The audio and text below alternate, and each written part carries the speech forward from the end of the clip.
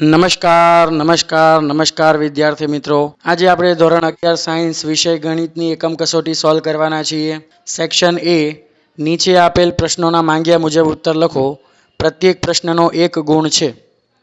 તેમાં પ્રશ્ન નંબર 1 છે વિદ્યાર્થી મિત્રો કે જો એ અને બી એકાકી ગણ નથી અને એ ક્રોસ બીમાં રહેલા સભ્યોની સંખ્યા 15 છે. અહીંયા આપણને શું કીધું કે એ ક્રોસ બીમાં રહેલા સભ્યોની સંખ્યા 15 છે. અને એનો મતલબ વિદ્યાર્થી મિત્રો શું થાય કે કઈ બે સંખ્યાનો ગુણાકાર 15 થાય? તો કે 3 ગુણ્યા 5 15 થાય, 5 ગુણ્યા 3 15 થાય, 1 ગુણ્યા 15 15 થાય અને 15 ગુણ્યા 1 15 થાય. પણ એમાં આ બે શક્યતા તો આપણે લઈ શકીએ નહીં. કેમ? કારણ કે ગણ છે તે એકાકી ગણ નથી. માટે 3 ગુણ્યા 5 અથવા 5 ગુણ્યા 3 આ જ શક્યતા છે. પણ એમાં પણ પાછું આપણને આપ્યું છે કે એ સબસેટ બી, એનો મતલબ કે ગણ એ ગણ બીનો ઉપગણ છે. એટલે કે ગણ બીમાં એ કરતાં કંઈક વધારે સભ્યો, થોડા વધારે સભ્યો હશે અને માટે ગણ બીમાં રહેલા સભ્યોની સંખ્યા ગણ એમાં રહેલા સભ્યોની સંખ્યા કરતાં વધારે હશે અને માટે ગણ બીમાં રહેલા સભ્યોની સંખ્યા છે તે આપણને કેટલી મળશે? 5 મળશે. ચાલો બીજો પ્રશ્ન જોઈએ. સત્ય છે કે અસત્ય? જો x બિલોંગ્સ ટુ a અને a બિલોંગ્સ ટુ b તો x બિલોંગ્સ ટુ b. તો આ વિધાન વિદ્યાર્થી મિત્રો જો સત્ય હોય તો આપણે તેની સાબિતી આપવી પડે અને જો વિધાનને આપણે અસત્ય સાબિત કરવું હોય તો આપણે કોઈક એક ઉદાહરણ આપીએ તો ચાલે કે ભાઈ એ ઉદાહરણ માટે આ વિધાન સત્ય નથી અને માટે યુનિવર્સલી સાર્વત્રિક રીતે આપેલું વિધાન સત્ય નથી. તો આપણે એક ઉદાહરણ દીધું છે વિદ્યાર્થી મિત્રો કે અહીંયા ગણ એની અંદર બે સભ્યો છે 1 2. હવે એ બિલોંગ્સ ટુ બી એનો મતલબ શું થાય કે ગણ એ આખો ગણ બીનો સભ્ય છે. એટલે કે ગણ એ શું છે તો કે ગણ 1 2 છે. એટલે કે ગણ બીનો એક સભ્ય ગણ 1 2 છે અને તેના સિવાયનો ધારો કે કોઈ બીજો સભ્ય છે તે 3 છે. તો આના પરથી તમે જોઈ શકો છો વિદ્યાર્થી મિત્રો કે સભ્ય 1 એ ગણ એમાં છે પણ સભ્ય 1 એ ગણ બીમાં નથી. ગણ 1 2 એ ગણ બીનો સભ્ય છે. ઇન્ડિવિજ્યુઅલી 1 એ ગણ બીનો સભ્ય નથી અને માટે આપેલું વિધાન છે તે કેવું થશે વિદ્યાર્થી મિત્રો? અસત્ય થશે. રાઈટ. ચાલો ત્રીજો પ્રશ્ન જોઈએ. તો કે a માઇનસ બી છેદ બી માઇનસ એ શું થશે તે આપણે મેળવવાનું છે. તો હવે આપણે a માઇનસ બીની વેન આકૃતિથી પરિચિત છીએ. a માઇનસ બીમાં કેવા સભ્યો આવશે કે જે માત્ર ને માત્ર ગણ એમાં હોય. જો અમુક એક સભ્યો ગણ બીમાં હોય તો આપણે તેને કાઢી નાખવાના છે. એટલે કે ગણ એમાંથી a છેદ બી વાળો ભાગ તમે કાઢી નાખો તો બધેલો ભાગ છે તેને શું કહેવાય? a માઇનસ બી કહેવાય. અને તેવી જ રીતે બી માઇનસ એમાં માત્ર ને માત્ર ગણ બીમાં હોય તેવા સભ્યો આવશે. જે સભ્યો એમાં અને બીમાં સમાન છે તેવા સભ્યોને આપણે કાઢી નાખવાના છે. હવે આ બંને આકૃતિનો આપણે મેળવવાનો છે છેદગણ. છેદગણ કોને કહેવાય કે બંનેની અંદર કોમન પોર્શન કયો છે? તો વિદ્યાર્થી મિત્રો આ બંને વેન આકૃતિ પરથી એ ક્લિયર છે કે બંને વેન આકૃતિની અંદર કોઈ પણ પોર્શન છે તે સમાન નથી, એક સરખો નથી અને માટે આનો ઉકેલ છે તે શું થશે? ખાલી ગણ થશે. માટે આ બંને ગણોનો છેદગણ છે તે ખાલી ગણ થશે. ચાલો આગળનો પ્રશ્ન જોઈએ કે r થી r પરના વિધેય f of x is equals to box of x, જ્યાં બોક્સ x મહત્તમ પૂર્ણાંક વિધેય છે, ગ્રેટેસ્ટ ઇન્ટીજર ફંક્શન છે. તો f નો વિસ્તાર છે તે આપણે મેળવવાનો છે. વિદ્યાર્થી મિત્રો આપણે જ્યારે આ વિધેય વિશે માહિતી મેળવી હતી ત્યારે આપણે જોયું હતું કે મહત્તમ પૂર્ણાંક વિધેયનો વિસ્તાર છે તે હંમેશા શું મળશે? આપણને પૂર્ણાંક સંખ્યા મળશે. 0 થી 1 વચ્ચેની કોઈ પણ વાસ્તવિક સંખ્યા હોય તો મહત્તમ પૂર્ણાંક વિધેય છે તે આપણને જવાબ તરીકે શું આપશે? 0 આપશે. 1 થી 2 વચ્ચેની દરેક વાસ્તવિક સંખ્યા માટે મહત્તમ પૂર્ણાંક આપણને જવાબ શું આપશે? 1 આપશે. આમ મહત્તમ પૂર્ણાંક વિધેયનો વિસ્તાર છે તે શું થાય? તો કે પૂર્ણાંક સંખ્યાઓનો ગણ થાય અને પૂર્ણાંક સંખ્યાઓના ગણને આપણે z વડે દર્શાવીએ છીએ. એટલે કે અહીંયા ઓપ્શન સી છે તે આપણો સાચો જવાબ થશે. ચાલો પાંચમો પ્રશ્ન જો કે સંબંધ r આપણને આપેલો છે. કેવી રીતે વ્યાખ્યાયિત થયો છે? તો કે 2 2 2 4 3 3 4 4. એનો મતલબ કે 2 2 સાથે જોડાયેલો છે, 2 4 સાથે જોડાયેલો છે, 3 3 સાથે જોડાયેલો છે અને 4 4 સાથે જોડાયેલો છે. કોઈ પણ સંબંધને વિધેય ક્યારે કહેવામાં આવે? કે જ્યારે પ્રદેશમાં રહેલા પ્રત્યેક સભ્ય માટે સહપ્રદેશમાં અનન્ય પ્રતિબિંબ મળે. અનન્ય પ્રતિબિંબ એટલે કે એક અને માત્ર એક પ્રતિબિંબ મળે તો અને તો જ આપણે સંબંધને વિધેય કહી શકીએ. પણ અહીંયા આકૃતિ પરથી સ્પષ્ટ છે વિદ્યાર્થી મિત્રો કે બેના આપણને બે અલગ અલગ પ્રતિબિંબ મળે છે. બેનું પ્રતિબિંબ 2 પણ છે, બેનું પ્રતિબિંબ 4 પણ છે. માટે બેના આપણને બે અલગ અલગ પ્રતિબિંબો મળે છે અને માટે આપેલ સંબંધ તે વિધેય નથી, એ માત્ર ને માત્ર સંબંધ છે.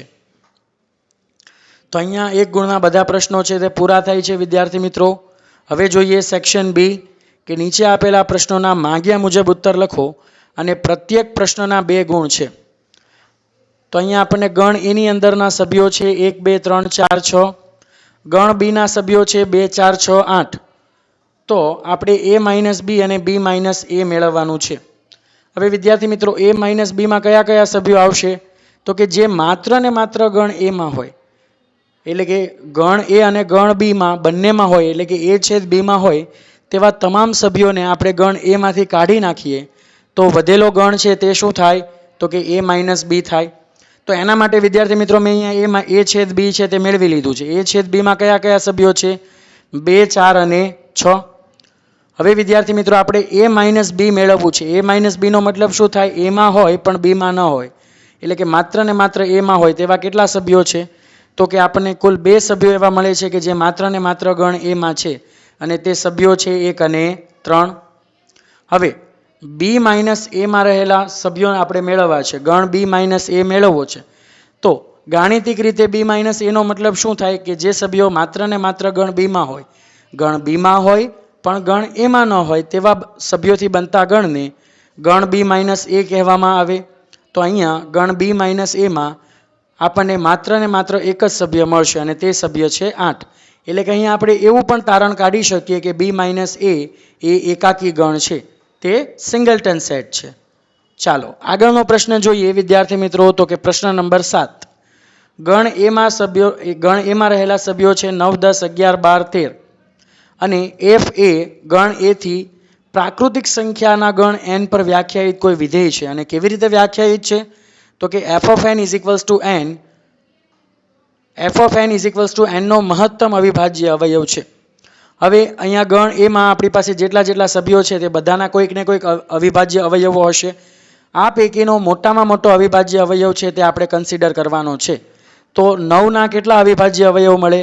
તો 9 નો માત્ર એક જ અવિભાજ્ય અવયવ મળે, 3. એટલે કે એક જ જ્યારે અવિભાજ્ય અવયવ હોય ત્યારે નાનો કયો કે મોટો કયો? અવિભાજ્ય અવયવ તો આપણને એક જ મળે છે. એટલે કે એ કિસ્સામાં આપણને f of 9 બરાબર શું મળશે? 3 મળશે.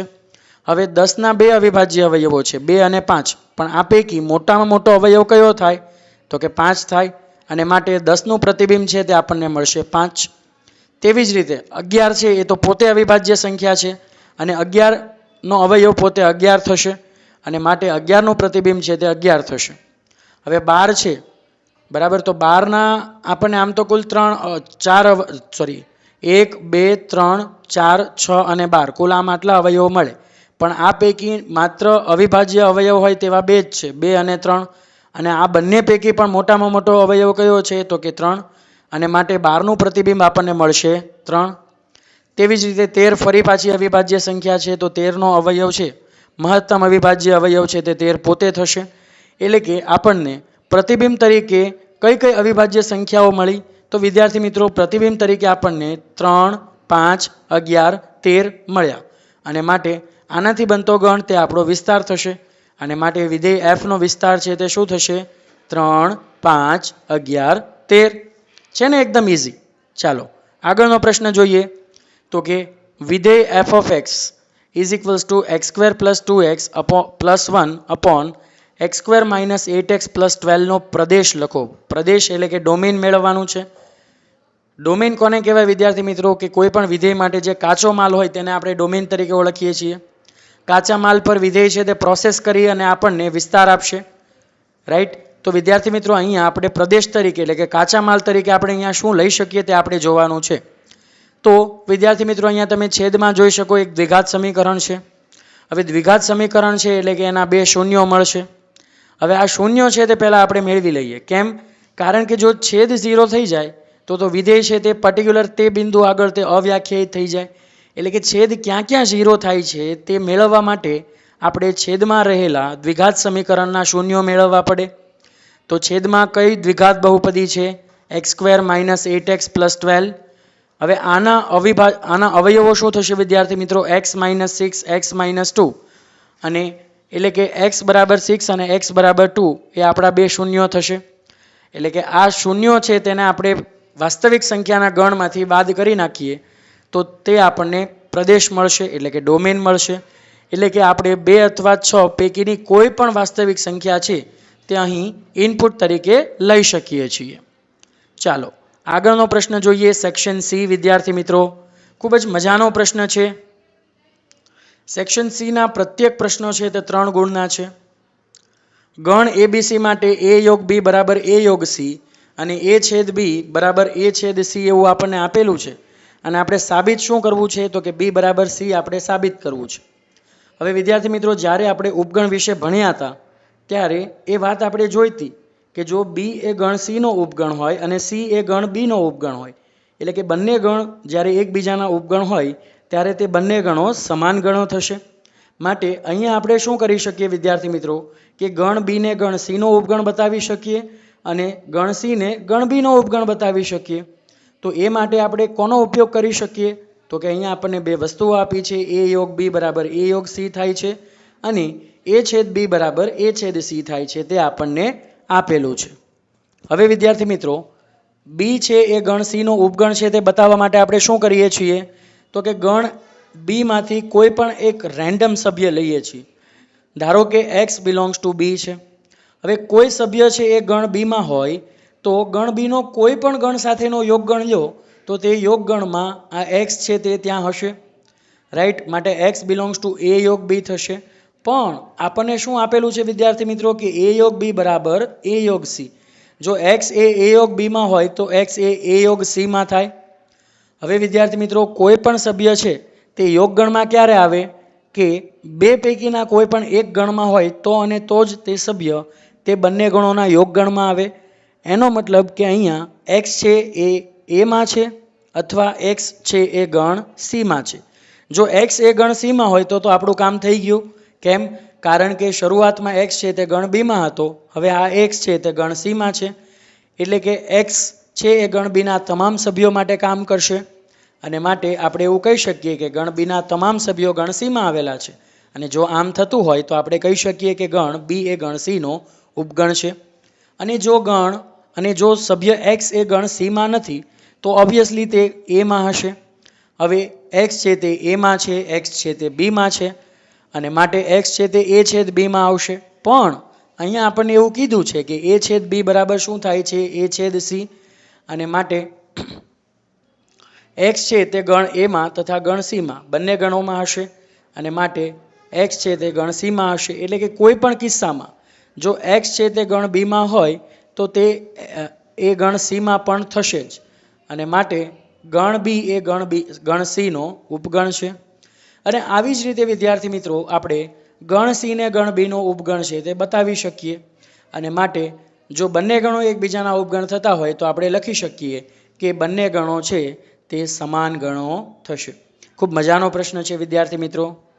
આગળનો પ્રશ્ન જોઈએ તો ગણ એ ની અંદર પ્રથમ 14 પ્રાકૃતિક સંખ્યાઓ આવેલી છે અને r એ a થી a પરનો સંબંધ છે. કેવી રીતે વ્યાખ્યાયિત છે તો કે r ની અંદર એવી ઓર્ડર પેર્સ આવેલી છે, એવી ક્રમયુક્ત જોડીઓ આવેલી છે કે જે 3x - y = 0 સમીકરણનું સમાધાન કરે છે. તો વિદ્યાર્થી મિત્રો 3x - y બરાબર 0 હોય તો આપણે શું લખી શકીએ y = 3x લખી શકીએ. હવે x ની શક્ય કિંમતો છે તે શું થશે 1 થી 14. તો જો x બરાબર 1 હોય તો y બરાબર શું થાય 3 × 3, x બરાબર 2 તો y બરાબર 6, x બરાબર 3 તો y બરાબર 9 અને આમ તમે ચાલ્યા કરશો તો x બરાબર 14 ઇમ્પ્લાઇઝ y બરાબર શું થાય 14 × 42. એટલે કે વિદ્યાર્થી મિત્રો r છે તેને આપણે યાદીની રીતે લખીએ, એને ટેબ્યુલર ફોર્મમાં લખીએ તો r ને કેવી રીતે લખી શકાય તો કે 1 3 2 6 3 9 and 14 42 will be there inside r. બરાબર. આ બધી જ ક્રમયુક્ત જોડી છે તે ગણ r માં હશે. હવે આપણે આ સંબંધ r નો પ્રદેશ મેળવવો છે તો પ્રદેશ શું થાય વિદ્યાર્થી મિત્રો કે જે ક્રમયુક્ત જોડીઓ છે તેમાંનો પહેલો સભ્ય થી બનતો ગણ તે આપણો પ્રદેશ થશે. અને વિદ્યાર્થી મિત્રો વિસ્તાર કોને કહેવાય તો કે પ્રતિબિંબોના ગણને વિસ્તાર કહેવામાં આવે છે. તો જે બીજા સભ્યથી બનતો ગણ છે તે આપણો વિસ્તાર થશે. અને ઉપરાંત અહીંયા આપણને એવું પણ પૂછ્યું કે સહપ્રદેશ છે તે શું થશે તો r એ ગણ a થી ગણ a પરનો સંબંધ હોય તો ઓબ્વિયસલી ગણ a છે એ જ આરનો સહપ્રદેશ થશે, કોડોમેઇન થશે. વિદ્યાર્થી મિત્રો પ્રશ્ન 11 ખૂબ જ સરળ પ્રશ્ન. નીચે આપેલા વિધેયના આલેખ દોરો. હવે તમે આલેખ ક્યારે દોરી શકશો વિદ્યાર્થી મિત્રો? જ્યારે તમને વિધેય કેવી રીતે વ્યાખ્યાયિત છે તે ખબર હોય તો આલેખ દોરી શકો. અહીંયા આપણે માનાંક વિધેય મોડ્યુલસ ફંક્શન, ચિહ્ન વિધેય સિગ્નમ ફંક્શન અને મહત્તમ પૂર્ણાંક વિધેય ગ્રેટેસ્ટ ઇન્ટીજર ફંક્શનનો આપણે ગ્રાફ છે તે પ્લોટ કરવાનો છે. તો માનાંક વિધેયમાં વિદ્યાર્થી મિત્રો શું થશે કે ધન અથવા ઋણ બધી જ વાસ્તવિક સંખ્યા માટે માનાંક વિધેય હંમેશા આપણને ધન વાસ્તવિક સંખ્યા જવાબ તરીકે આપશે અને 1 માટેની આપણને ઇમેજ 1 મળશે, -1 માટે પણ ઇમેજ આપણને શું મળશે? 1 મળશે. ઇન શોર્ટ આ વિધેયનો ગ્રાફ છે તે પ્રથમ 2 ચરણની અંદર જ આવશે અને તેનો શેપ છે તે વી શેપ હશે વિદ્યાર્થી મિત્રો. રાઈટ. આમાં નીચેના ત્રીજા અને ચોથા ચરણમાં આપણને કાંઈ મળશે નહીં.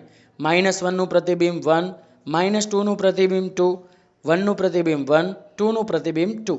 આવી રીતે 3-4 બિંદુઓ ઉપયોગમાં લઈ અને આપણે આનો ગ્રાફ છે તે પ્લોટ કરી શકીએ છીએ. બીજું છે ચિહ્ન વિધેય. વિદ્યાર્થી મિત્રો ચિહ્ન વિધેય કેવી રીતે વ્યાખ્યાયિત થાય છે? તો કે જો x છે તે ઋણ વાસ્તવિક સંખ્યા હોય એટલે કે x <0 હોય તો હંમેશા આપણને -1 આપશે. પ્રત્યેક ધન વાસ્તવિક સંખ્યા માટે આપણને પ્રતિબિંબ હંમેશા 1 મળશે અને જો x બરાબર 0 હોય તો આપણને પ્રતિબિંબ 0 મળશે.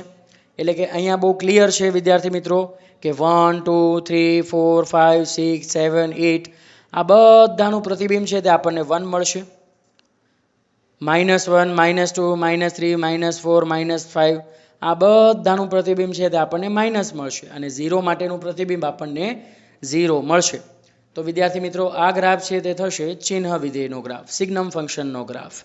ચાલો ત્રીજો ગ્રાફ આપણે મેળવવો છે મહત્તમ પૂર્ણાંક વિધેય. ખૂબ ઇઝી વિદ્યાર્થી મિત્રો કે 0.1 નું પ્રતિબિંબ આપણને શું મળશે? 0 મળશે. 0.1 કરતાં નાની મોટામાં મોટી પૂર્ણાંક સંખ્યા તો શું થાય વિદ્યાર્થી મિત્રો? 0.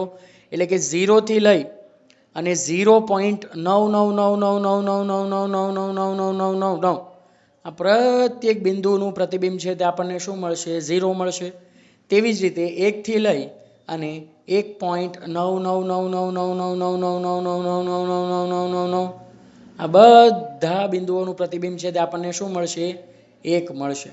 એટલે કે અહીંયા તમે જોઈ શકો છો કે અહીંયા દાદર જેવી રચના તમને દેખાતી હશે અને એટલા માટે ગ્રેટેસ્ટ ઇન્ટીજર ફંક્શનને આપણે સ્ટેપ ફંક્શન તરીકે પણ ઓળખીએ છીએ. રાઈટ. ચાલો હવે સેક્શન ડી પ્રશ્નપત્રનો છેલ્લો પ્રશ્ન, તેનો ઉત્તર જોઈએ વિદ્યાર્થી મિત્રો. તો આપણને અહીંયા કુલ 4 ગણો આપેલા છે. ગણ એ ની અંદરના સભ્યો છે 3, 6, 9, 12, 15, 18, 21 એટલે કે 3 ના ગુણક છે. ગણ બી ના સભ્યો છે 4, 8, 12, 16, 20 4 ના ગુણક છે. ગણ સી ના સભ્યો છે 2, 4, 6, 8, 10, 12, 14, 16 એટલે કે આ 2 ના ગુણક છે. અને ગણ ડી ના સભ્યો છે 5, 10, 15, 20. તો આપણે શું મેળવવું છે? a minus B, a minus C, a minus D, a છેદ બી યોગ સી અને a માઇનસ સી છેદ ડી આપણે મેળવવું છે.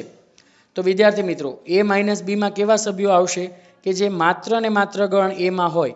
એટલે કે ગણ એમાંથી a છેદ બીમાં રહેલા સભ્યોને આપણે બાદ કરી નાખીએ. એટલે કે અહીંયા a છેદ બીમાં તમને માત્ર એક જ સભ્ય મળે છે 12. તો સભ્ય 12 છે તેને ગણ એમાંથી કાઢી નાખો અને વધેલા બાકીના સભ્યો લખી નાખો તો એ શું થઈ જશે? તો કે આપણો ગણ a માઇનસ બી થશે. હવે a માઇનસ સીમાં કયા કયા સભ્યો આવશે વિદ્યાર્થી મિત્રો? કે જે માત્ર ને માત્ર ગણ એમાં હોય. જો તેમાંનો કોઈ સભ્ય ગણ સીમાં હોય તો આપણે તેને બાદ કરીશું. તો a છેદ સીમાં કયા કયા સભ્યો આવે છે? 6 અને 12. તો વિદ્યાર્થી મિત્રો આપણે ગણ એમાંથી 6 અને 12 છે તેને કાઢી નાખીએ અને બાકીના સભ્યો લખી નાખીએ તો આપણને 3, 9, 15, 18, 21 મળશે અને જે સભ્યો ગણ એ માઇનસ સીમાં આવશે. હવે આપણે એ માઇનસ ડીમાં રહેલા સભ્યો મેળવવા છે. એટલે કે ગણ એમાં હોય પણ ડીમાં ના હોય. તો એવો કોઈ સભ્ય છે વિદ્યાર્થી મિત્રો કે જે બંને ગણમાં હોય? તો તમે જોઈ શકો છો એક સભ્ય એવો છે કે જે બંને ગણમાં છે અને તે સભ્ય છે 15 અને માટે આપણે ગણ એના 15 સિવાયના તમામ સભ્યો લખીશું જે ગણ એ માઇનસ ડીમાં આવશે.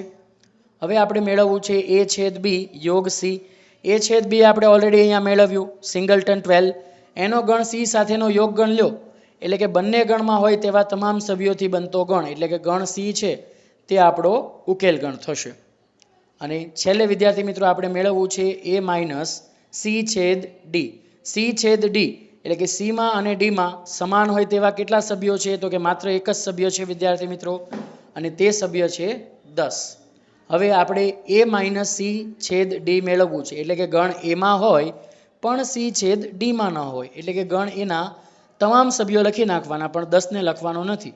અને બાય ધ વે વિદ્યાર્થી મિત્રો ગણ એમાં 10 છે પણ નહીં એટલે કે એ માઇનસ સી છેદ ડીના કિસ્સામાં ગણ એ પોતે આપણો જવાબ થશે.